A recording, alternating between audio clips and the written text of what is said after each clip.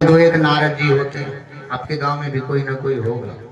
इधर का बात उधर, इधर की चाय पीना, फिर उधर की चाय पीना, ये सारे उनके गुण होते हैं।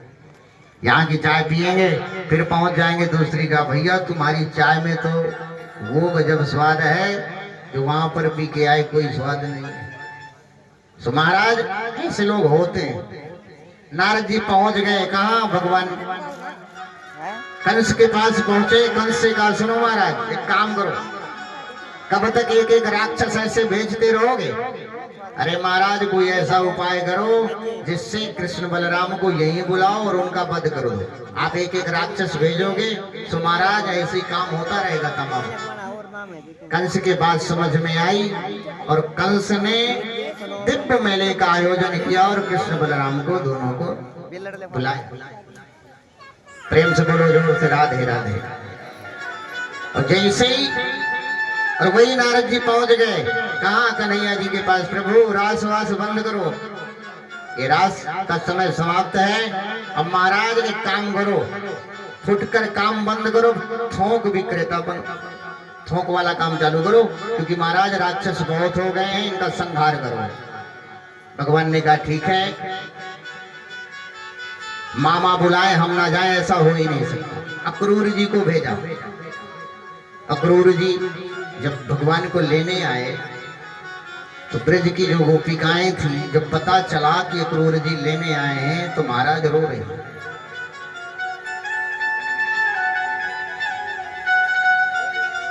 रुदन कर रहे हैं, प्रीतम प्यारे हमसे दूर हो जाए। जब भगवान जाने लगे, अकेले नहीं गए, गोवा लगवा दिया, भैया जिनको जिनको मेला देखने चलना है सब लोग तैयार हो जाए। अच्छा, मेला देखने के लिए बड़ा शौक होता है, सब लोग तैयार हो गए जितने ग्वाल बाल, पर गोपिकाओं को किसी को लेके नहीं गए। रथ के सामने गोपिकाएं लेट गई, कन्हैया तुझे जाने नहीं देंगे। पर भगवान ने कैसे भी करके निवेदन किया, 2 दिन की मोहलत दे दो, 2 दिन में वापस आ जाएंगे। और जहां कर भगवान की रथ की धूल उड़ती रही, वहीं तक भगवान के दर्शन करती रही गोपिकाएं। ऐसा प्रेम था प्रभु से। और आज भगवान जैसे ही मथुरा में प्रवेश किए, विचार करिए, नाम तो सुना था प्रभु का कि 6 दिन की अवस्था में प्रभु पूतना जैसी राक्षसनी का वध किए, पर देखा नहीं था। जितने मथुरावासी थे सारे उमड़ पड़े भगवान के मात्र दर्शन करने के लिए, क्योंकि कभी देखा नहीं था। अब सपोज करिए आपके गांव में मोदी जी आ रहे, आपने नाम सुना है, टीवी में देखा है, पर सामने से शायद न देखा। अब विचार करिए अगर वो आ जाए तो कैसा रहेगा? मानोगे? नहीं मानोगे, एकदम देखने का मन करेगा। नाम प्रभु का सुना था, देखा नहीं था, तो महाराजा सारा मथुरावासी उमड़ पड़े निहारने के लिए। वो गोपिकाएं आज वो गोपिकाएं भी घर के बाहर निकल पड़ी, झरोखों से निहार रही हैं, जो हमेशा सास के आंखों तले रहती थी। सास असली वही है जो बहू को सांस ना लेने दे, वही असली सास है। पर आजकल की सासों की बड़ी दुर्गति हो गई। कोई खास समय सबका आता है। एक समय था कि सासों का क्या जलवा था, हे भगवान, अगर 2-3 बहनें होती और जब मायके कभी वापस आती, इकट्ठा हो जाती, तो मात्र सासे की चर्चा, तीनों बहनें सासे की चर्चा करती, किसी की चर्चा नहीं होती थी।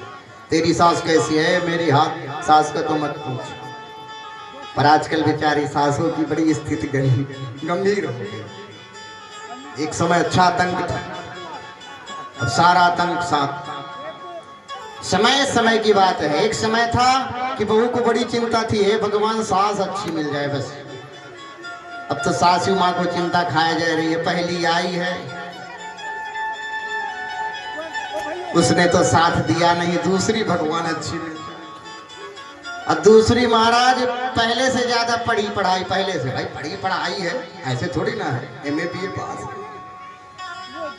तो दूसरी वाली तो उससे 20 तो रहेगी, पहली वाली कम पढ़ी है, पहली दूसरी वाली ज्यादा पढ़ी।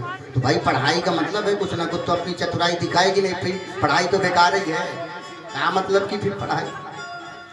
पहले वाली तो ठीक थी, चाय दे देती थी कम से कम, अब दूसरी वाली तो स्वयं कह रही है मम्मी चाय ले आओ, आप तो मेरी मम्मी समान हो। मम्मी का काम ही है बेटी की थोड़े से नखरे सह लेना। तो ये स्थिति तो महाराज आज वो बहुएं भी झरोखे से झांक रही हैं जो कभी बाहर नहीं निकल कर देखी थी। कोई भय नहीं है, सारा भय समाप्त है। और भगवान जिनकी तरफ भी निहार रहे हैं ना, जिसकी तरफ देख रहे हैं, सोई महाराज भगवान का ऐसा स्वरूप देखकर 11 वर्ष के हैं प्रभु, पर ऐसा सुंदर स्वरूप है कि महाराज देख के ही बावने पड़ जाती है। धन्य जे पूतनों को मारो है हे भगवान। सारे लोग ललायित हैं। ग्वाल बाल देखकर तो अचंभित रह गए। हे कन्हैया कित ले आया तू हमको? तू तो नो बोल रहा था कि महाराज मेला देखने चलवे। अजय आड़े तो तेरा कुछ ज्यादा ही स्वागत हो रहा है। भगवान ना के सुनो, आड़े के राजा कंस हैं, कंस हमारे सगे मामे। अब सोचो राजा हैं और हम ये आड़े के भांजे, हमारा स्वागत ये नहीं करेंगे तो कौन करेगा? ग्वाल बालों ने कहा हे भगवान कन्हैया, पहले तनिक बता दिया होता ना कि रिश्तेदारी में जाना है तो हम भी तनिक सुथरे कपड़े पहन के आवे। जो पाए सो मिल गए। हम तो नूद होते कि मेला देखने जावेंगे तो महाराज जो ही पाए सो ही कपड़ा पहन कर चले आए। भगवान ने कहा चिंता मत करो, सब व्यवस्था करेंगे। तो महाराज एक धोबी दिखा, बड़े प्रेम से भगवान ने पुकारा मामा ओ मामा। और महाराज धोबी गुस्सा हो गया, हे भगवान हम काहे के तेरे मामा, जानना पहचान मैं तेरा मेहमान काहे का मामा भैया। बोले देखो आड़े के राजा कंस हैं, कंस मेरे मामा, तो आड़े के सबरे मेरे मामा। अच्छा तू तो कंस का भांजा है, जा तेरी व्यवस्था पूरी पर्याप्त है, कंस तेरा इंतजार ही कर रहा है, तेरे चक्कर में ही पड़ा है।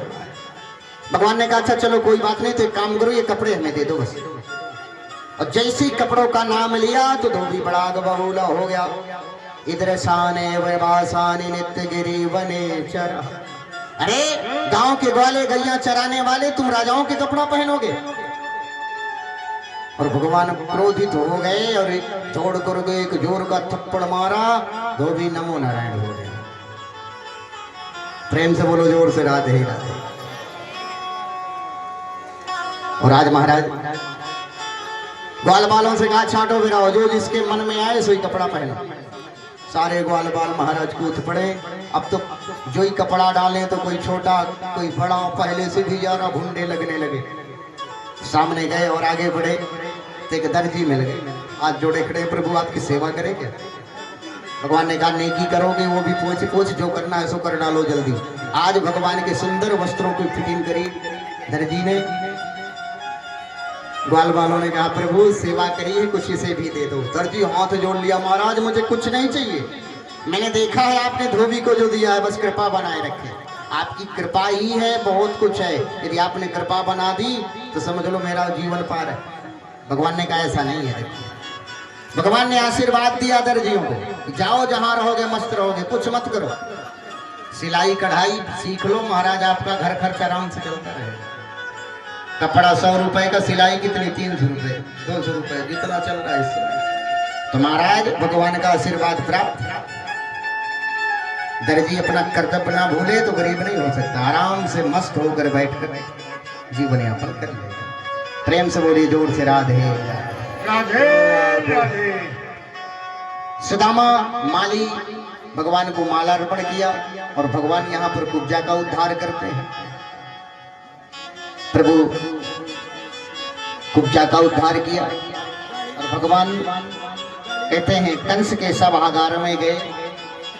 कारेण वामेन सलील मृदघृतः सज्ज कृत्वा निमे पश्यताम्। और भगवान ने खेल खेल में ही बाएं हाथ से कंस का धनुष उठा लिया और महाराज पलक झपकते ही कंस के कान में आवाज गई। कंस तो घबरा गया, हे भगवान ये धनुष किसने तोड़ दिया? क्योंकि कंस को पता था कि महाराज पहले तो कोई धनुष को तोड़ेगा नहीं और जो तोड़ेगा वो मुझे छोड़ेगा नहीं, छोड़ने वाला नहीं है। कंस को महाराज काल ही काल नजर आने लगा, घबरा गया। कृष्ण बलराम आज कहते हैं नगाड़े की आवाज सुनकर भगवान रंगभूमि में आए। कोल्लापीड़ हाथी का वध करके जैसे रंगभूमि में प्रवेश किया प्रभु ने, मल्यारान शरी नर सर स्मरे मूर्तिमान गोपान स्वजनो असता दिशि भुजा कि जाकी रही भावना जैसे प्रभु मूरत देखे तिहि तैसी। जिस प्रकार जैसे जिसकी जो भावना थी उसी प्रकार भगवान का स्वरूप दिखाई दे रहा है। नंद बाबा को तो छोटे से बालक के रूप में दिख रहा है, ग्वाल बालों को सखा के रूप में वही प्रभु दिख रहे हैं। और महाराज जितने वहां पर योद्धा बैठे थे सब योद्धाओं को एकदम योद्धा के रूप में देख रहे हैं और कंस को काल के रूप में देख रहे हैं। जैसे ही कंस ने देखा तो महाराज अपना आपा भूल गया और महाराज आज्ञा दे दिया, पकड़ो जाने ना पाए। भगवान दौड़ कर गए, चारों का वध किया, सल और तोसल को मार दिया। दाऊ भैया भी मुस्टिका और कूट कूट को मार डाला। भगदड़ मच गई, हाहाकार मच गया। सब राक्षस समझ गए कि महाराज अब बचने वाले नहीं है, सबका संहार कर दिया। और अंत में गए भगवान कंस के पास और सिंहासन से घसीट कर महाराज नीचे जमीन में लेकर आए और स्वयं छाती पर समस्त विश्व का भार लेकर बैठ गए और कंस नमो नारायण हो गए। बोलो कंस मर्दन भगवान की। भगवान ने कंस का अंत किया, वासुदेव और देवकी को जेल से मुक्त किए, नाना उग्रसेन को पुनः राजा बनाया, नंद बाबा को महाराज वापस वृंदावन धाम भेज दिया और स्वयं संदीपन मुनि के आश्रम यहीं से विद्या ग्रहण करने के लिए चले गए कि गुरु गृह गए पढ़न रघुराई, अल्प काल विद्या सब पाई। समस्त विद्याओं का प्रभु ने ज्ञान किया और यहीं पर प्रभु के संदीपन आश्रम में ही भगवान की मित्रता सुदामा जी से हुई। अस्ति प्राप्त अस्ति कंचस्त महिते मृते भरतरे दुखाते पितृगृह। भगवान ने जब कंस का वध किया तो कंस की दो पत्नियां थी, अस्ति और प्राप्ति, और ये दोनों जरासंध की बेटियां थी। जरासंध कोई साधारण राजा नहीं था। दोनों गई और जरासंध के पास रोने लगी, पिताजी इस भाग्य बिहारी कन्हैया ने हमारे पति को मारा है, हमारा बदला लो। तो जरासंध महाराज 17 बार प्रभु के ऊपर आक्रमण किया, पर 17 बार भगवान से जीतना कोई आसान है क्या प्रभु? 18वीं बार 10,000 ब्राह्मणों को बुलाया और महाराज मंत्र जाप में बैठा दिया, बैठ जाओ। अगर मैं इस बार जीत गया तो कहीं महाराज मांगने की आवश्यकता नहीं पड़ेगी। जब मांगते फिरते हो दान दो, दान की आवश्यकता नहीं पड़ेगी। और अगर हार गया तो समझ लो बचने वाले भी नहीं। अब बताइए ऐसी स्थिति में मन करेगा कि जाप करें? सारे ब्राह्मण परेशान है, भगवान प्रभु से तो कोई जीता ही नहीं। कौन जीतेगा भगवान से? भगवान से जीतना इतना आसान थोड़ी ना है। भगवान से ये जीतने वाले हैं नहीं और हम बचने वाले हैं नहीं। सोई महाराज सारे 10,000 ब्राह्मण सिर्फ भगवान की आराधना में लग गए। प्रभु अब तुम्हें दीन बंधु दीनानाथ काहे को वट कहाए हो द्रौपदी की लाज राखे द्वारिका से धारे। अब प्रभु आप ही हमारी लाज बचा सकते हो, कोई नहीं। 18वीं बार जब जरासंध ने आक्रमण किया तो भगवान अपने भक्तों की लाज बचाने के लिए स्वयं रण छोड़कर भग गए कि भगवान अपने भक्तों की लाज जरूर बचाए। रण छोड़कर भग गए और भगवान का एक नाम पड़ गया, क्या? बोलिए रण छोड़ भगवान की जय हो। देखिए 50वें अध्याय के बाद आती है जरासंध की कथा। जरा मीन्स होता है बुढ़ापा। कौन कौन यहाँ पर अच्छा अपने आप को बुढ़ा समझता है जो वृद्ध हो गए हैं? आप कहाँ हैं? जो हैं वो अपने आप को जवान समझ रहे हैं, जो नहीं है वो बुद्ध। देखिए वृद्ध जरा मीन्स होता है वृद्धा। अब 50 जैसे क्रॉस करते हैं ना तो जरा का आक्रमण प्रारंभ हो जाता है। कितना भी च्यवनप्राश खा खा के महाराज हलवा खा खा के इस जरा से लड़ो, एक ना एक दिन इस जरा से हारी माननी ही पड़ेगी। एक ना एक दिन कितना भी प्रयास कर लो, लड़ो, घी खाओ, दूध खाओ, नहीं अभी तो है, अभी तो है, पर 50 के बाद जरा का बार बार जब प्रहार होने लगता है तो एक ना एक दिन महाराज इसके सामने हमें हारना पड़ता। तो क्यों ना भगवान की ही शरण में चले जाए, जिससे हमारी उन्नति हो। इसलिए जरा के आक्रमण से यदि बचना है तो महाराज भगवान की शरण में जाना ही पड़ेगा। 18वीं बार जब आक्रमण किया तो भगवान चले गए रण छोड़कर।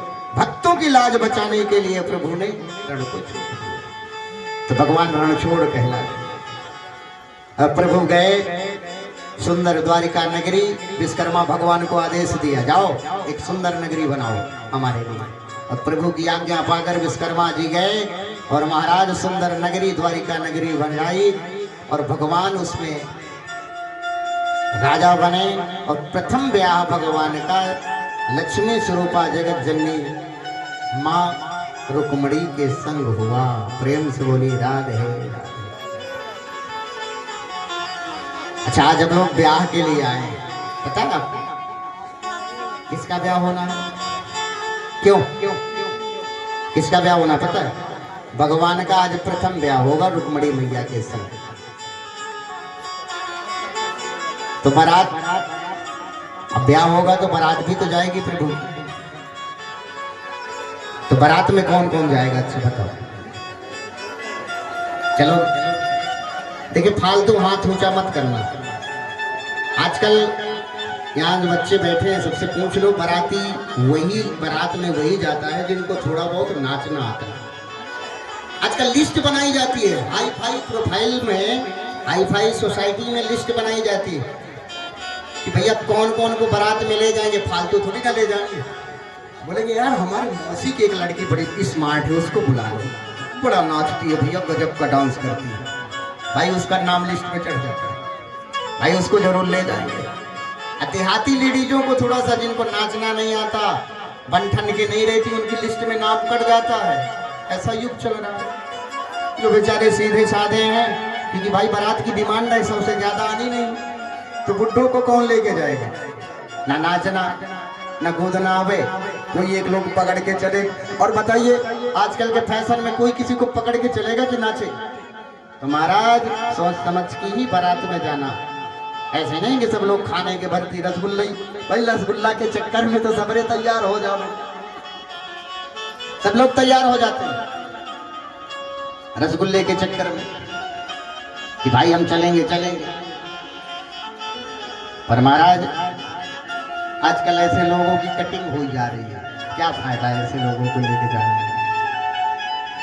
तो बारात भी वही जाए जिनको थोड़ा बहुत नृत्य करना आता हो। प्रेम से बोलो राधे राधे राधे राधे। आज भगवान के प्रथम ब्याह में हम सब लोग यहाँ पर सम्मिलित होने जा रहे हैं और आज भगवान का प्रथम ब्याह है। और आइए सुंदर भगवान के ब्याह की कथा को श्रवण करें और फिर इसके बाद दिव्य आज सुंदर बारात जाएगी। सुंदर बारात के साथ सभी लोग आज भगवान के प्रथम ब्याह में भाग लेंगे। राजायासीद भीष्म को नाम विदर्भो पत्निहार, तस् पहुंचा भवन पुत्रा कन्या चावर। कहते हैं कुंदनपुर के एक राजा थे भीष्म, जिनके 5 पुत्र और 1 पुत्री। 5 पुत्रों के बीच में 1 पुत्री है तो कितनी लाडली होगी। रुक्मी, रुक्मरथ, रुक्मबाहु, रुक्मकेश और रुक्ममाली, और छोरी का नाम रुक्मणी। प्रेम से बोलो जोर से राधे राधे राधे राधे। पिताजी की इच्छा है कि हमारी बेटी का ब्याह द्वारिकाधीश के संग हो जाए। अच्छा, कोई माता पिता सब कोई चाहते हैं कि हमारी छोरी अच्छी जगह चली जाए, और उस समय द्वारिकाधीश का नाम चल रहा था। सबसे बड़े बेटे को बुलाया, बेटा इधर आओ। जी पिताजी बताइए। बोले देखो बेटा, एक काम करें, इस समय द्वारिकाधीश की बड़ी ख्याति फैल रही है, चारों दिशाओं में द्वारिकाधीश का नाम चल रहा है। क्यों ना एक काम करें कि महाराज द्वारिकाधीश के संग अपने छोरी का ब्याह करें।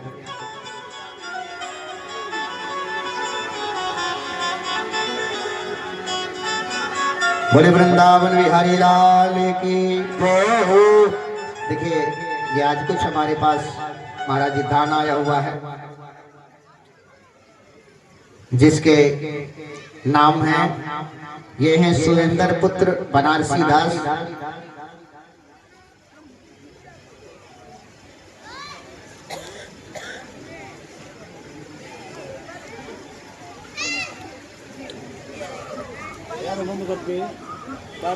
डाउनलोड करा